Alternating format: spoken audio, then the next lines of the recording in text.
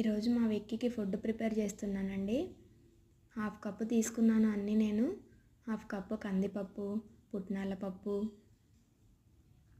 శనగపప్పు,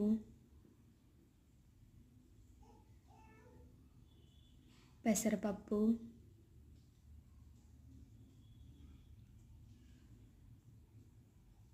మినప్పప్పు,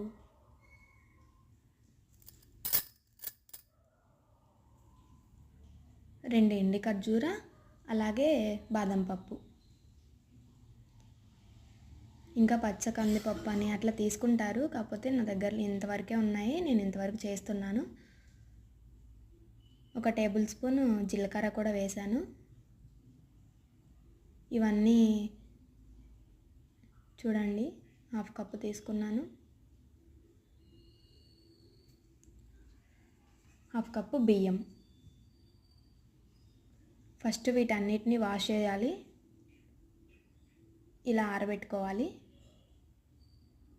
బయట బాగా వర్షం పడుతుంది కదా, మార్నింగ్ నుంచి అస్సలు తగ్గట్లేదు. ఇంకా నేను లోపల ఫ్యాన్ పెట్టేసి ఆరబెట్టుకున్నాను. తర్వాత స్టవ్ మీద ఓ ప్యాన్ పెట్టేసి వీటిని దోరగా వేయించుకున్నాను.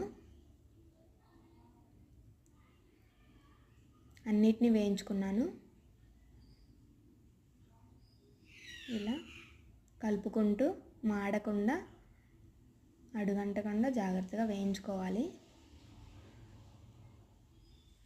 చిన్నపిల్లలకి ఇది చాలా బలం అండి.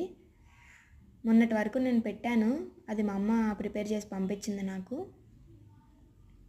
అది అయిపోయింది, అందుకోసం నేను చేస్తున్నాను మళ్ళీను.